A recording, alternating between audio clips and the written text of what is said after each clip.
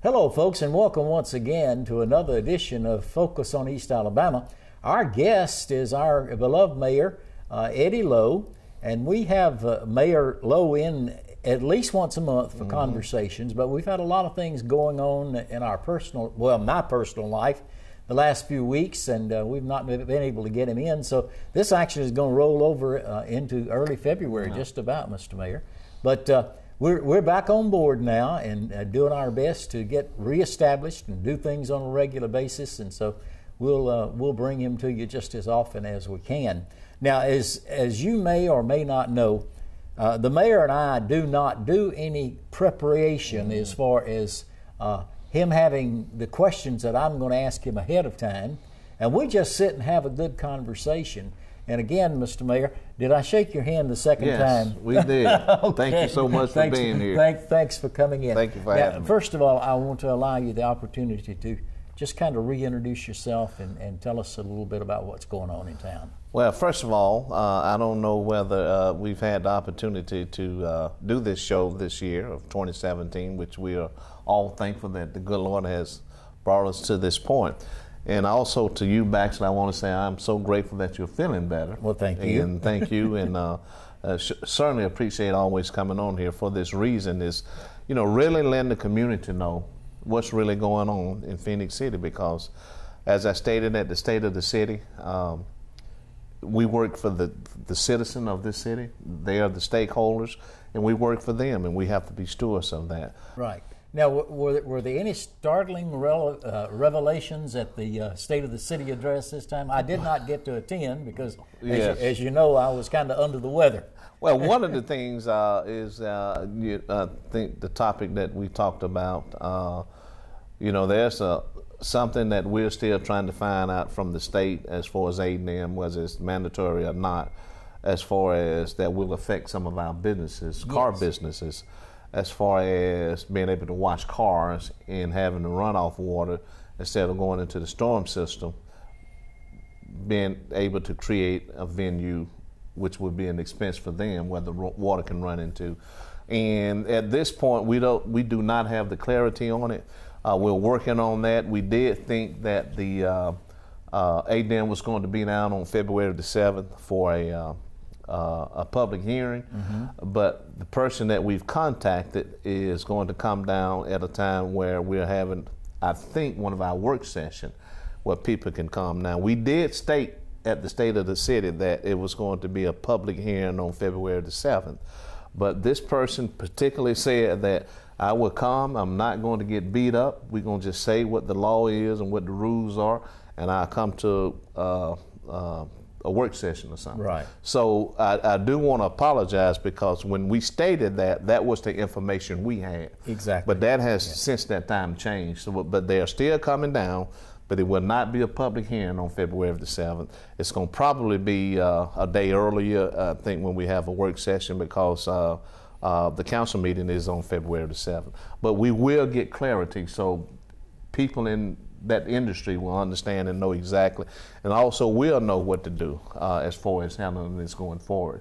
The other thing, Baxley, is that I share with people, one of the major things, in my opinion, I think all of our opinions, is that, we had a drop in our reserve. Right.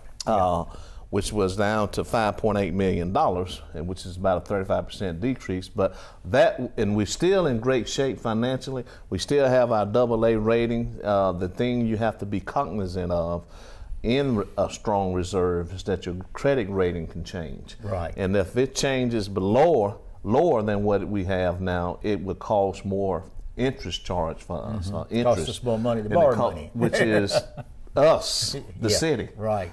And, we're very mindful of that. We're going to be okay. We got some things in plans that we're going to do to help raise the reserve and keep it where it is. Now, we did drop down to 79 to 80 days of operating funds, which is still strong. A lot of cities would die to have that type of room and leverage, but we still at about 79 to 80 days, which is very strong. But the reason why it dropped was that we had majorly two things. Cost overrun on Whitewater Avenue due to the dirt that we've talked about several times on this program, which A-Dam mandate you to get it right, and you have to have 4 different tests. You have to dig and dig until you don't have any more of what they're looking for. That's over my head. So you have to do all these tests. You have to get all that bad dirt out. You have to get it tested. Then you have to bring more dirt in, which costs us to have cost overrun. But thank God, finally we got it done. And also with the parking garage, right, which cost us $3.8 million at the end of the day. And that was also because of some of the landscaping and some of the things that we had to do. Mm-hmm. But we thank God we had the money to finish those projects. And our reserve dropped to $5.8 million. Now, what scares me at this point is that on the 31st of December, January the 1st or 2nd, we had a lot of rain. Oh, yes, we did. Tremendous, torrential rain. And it caused a lot of damage in Phenix City as well as Russell County. And we are in the process of still finding places, you know, from cemeteries, graves. We showed all this at the State of the City. You can see where some of them have moved from here to here and some going down the street. And we had some roads that caved in that we're going to have to fix, and some other things. Now, the last count we received was up to 800,000. Now, if we do not get a declaration from the governor to be able to fix those problems, that money has to come out of the reserve. Right. That's why you want to keep a strong reserve, because, and I've stated it and used this example before, it could take you to your knees. Not that your knees is a bad place. Sometimes we need to get down there and pray, and we certainly need to continue to do that. But that 100% of that will come out of your reserve to do those repairs. What we're hoping with EMA and Bob Franklin that we've had meetings with, that the governor would do a declaration where we'll declare where we can get some help. Disaster funds. Yes. Yes. Mm-hmm. Which is, they would do 75%. Mm-hmm. We would do 25%, most cases. Right. 25% is still a lot of money if you get up in the millions, but it's better than 100%. So what we're doing, we're still waiting to see, because how this works is that the state has to meet a threshold. I think Russell County and Phenix City, have met a threshold, but the state has to meet a threshold where the governor can do a declaration. Right. To declare us.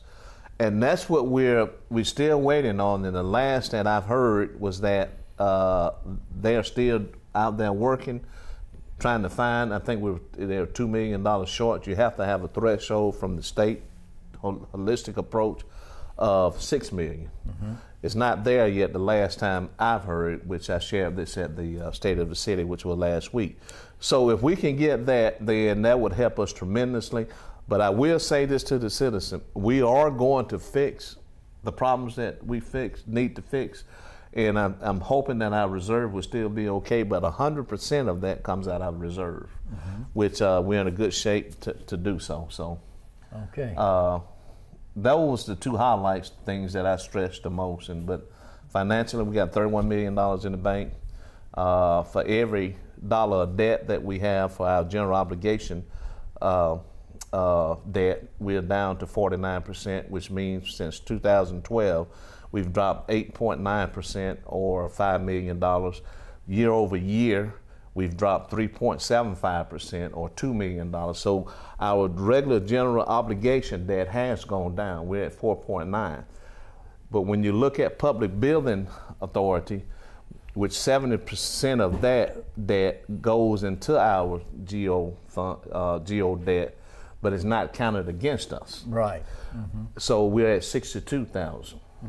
But for every dollar of true GO debt that we have 63 cents for every dollar of debt we have. Now that money that we have, the 31 million, is already earmarked for things. But when you look at our true general obligation debt, which is $49 million, we have right at 50 million. We have for every dollar of debt of that, we have 63 cents. For every dollar of debt of the GO total, which includes 70% of our Public Building Authority, we have 50 cents. So from that standpoint, you're in good shape. Right. But you know, things can ebb and flow. This time of year, a lot of rain. So, but we feel good about it. We want the citizens to know, because we work for them. Exactly right. Yes. Okay. Now I need to ask you this while we're talking about Whitewater Avenue and that down to the old downtown area, and I still can't get accustomed to saying Whitewater Avenue. I'm so used to saying 3rd Avenue, but it is Whitewater Avenue. Yes. The signs are up, and it is Exactly. official.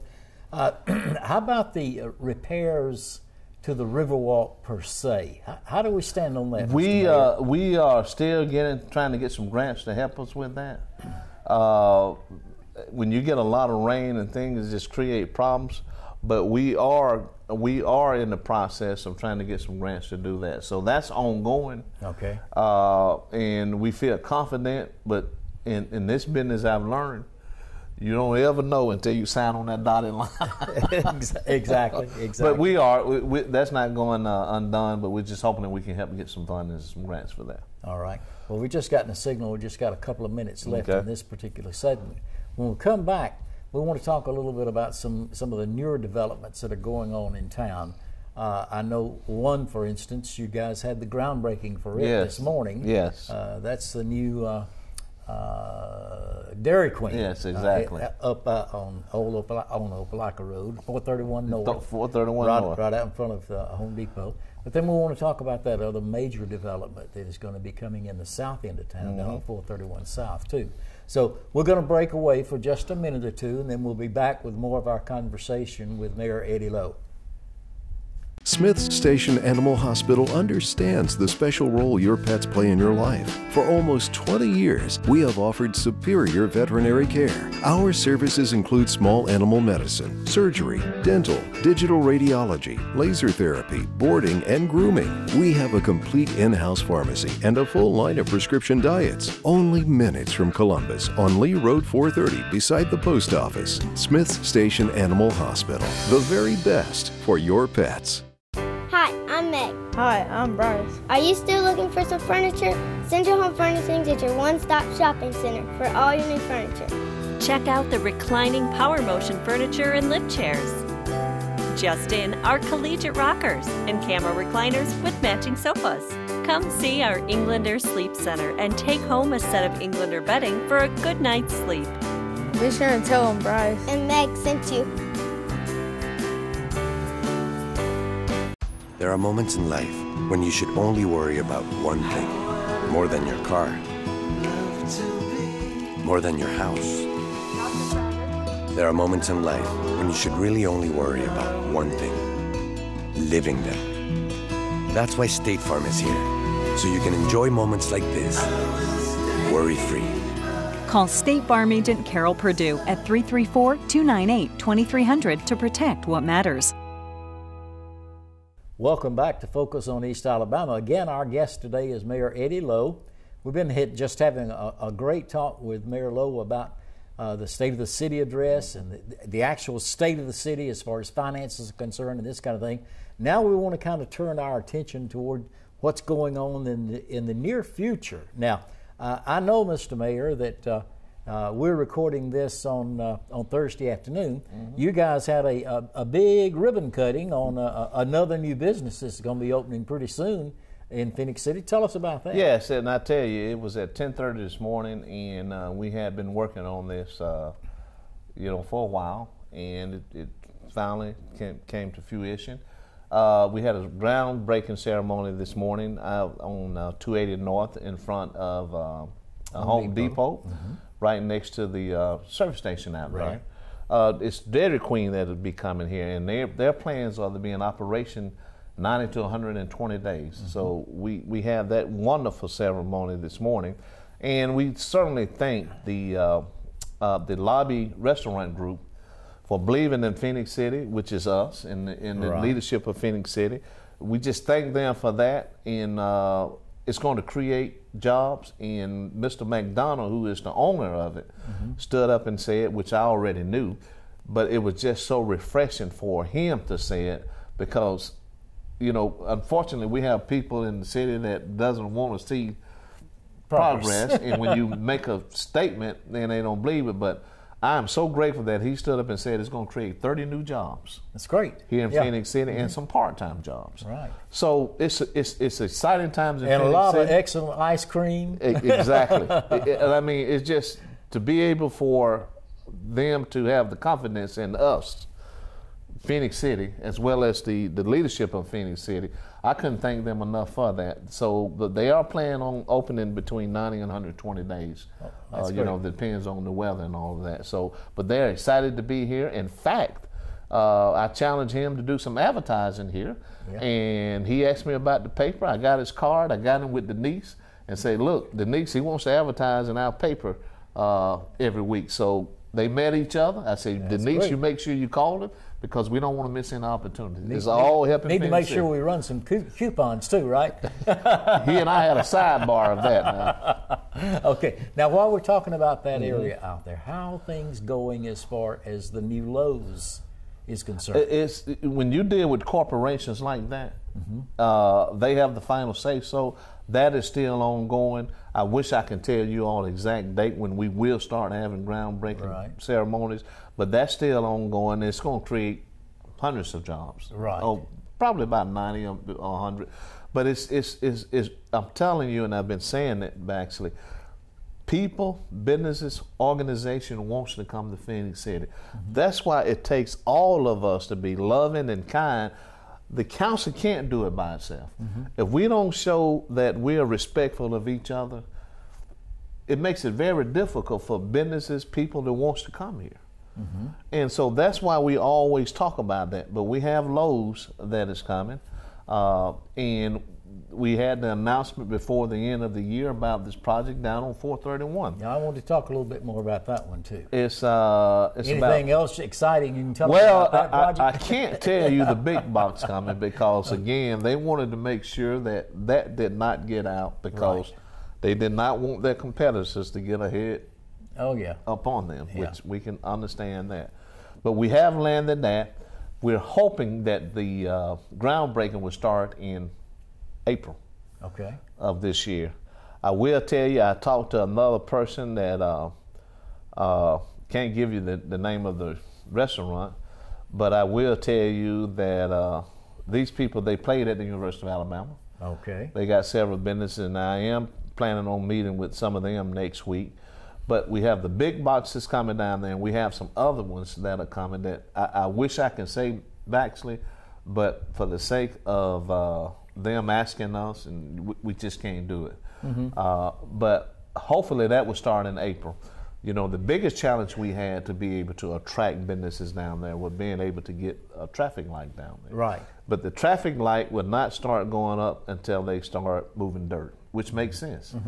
Because again, they didn't want to put the traffic light up, and in this business, things can ebb and flow.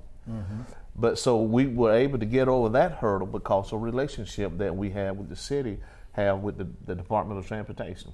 So we used that leverage, and we were able to get the light, and because of that, that's when all these businesses are starting to come down there. But it's going to be, the name of it is going to be Phenix Center. Phenix Center, Yes. C-E-N-T-R-E? Yes. Okay, the fancy spelling of center. Yes. And it's going to be very, very nice. It's going to be gorgeous. And I just believe with those businesses, the opportunity that they will have down there, it's going to be such a huge upside for them, and you know, for the citizen and for our city.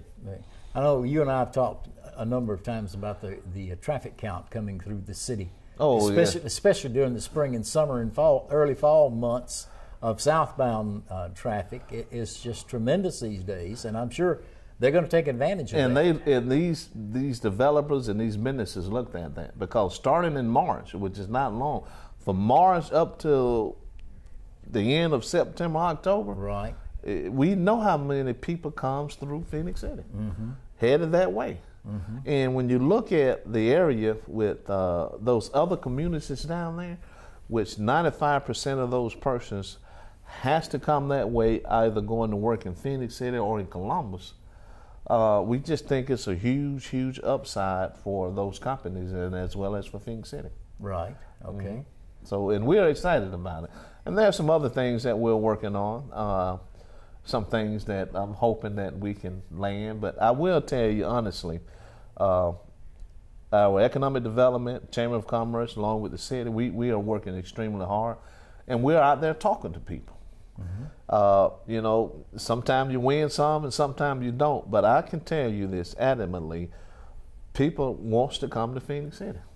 It's just, and that's why we just got to make sure we as citizens is helping be a part of the problem